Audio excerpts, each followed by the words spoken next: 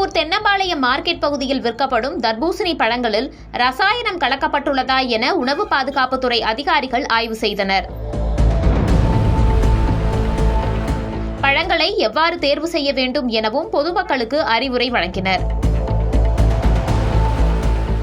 கோடை காலம் வந்துவிட்டாலே சாலை ஓரங்களில் தர்பூசணி கடைகள் திறப்பது வாடிக்கையாகிவிட்டது.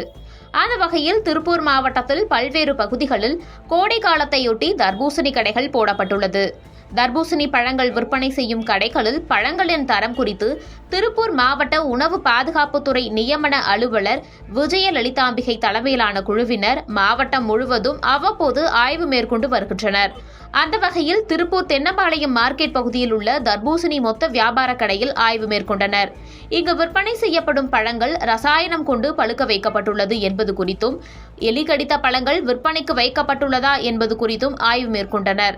அங்கு செயற்கை நிறமிகள் கலக்கப்படவில்லை என்றாலும் கெட்டுப்போன அழுகிய பழங்கள் வைக்கப்பட்டிருந்ததாகவும் அவற்றை ஆய்வில் கண்டறிந்து பறிமுதல் செய்யப்பட்டதாகவும் உணவு பாதுகாப்புத்துறை அதிகாரிகள் தெரிவித்தனர்.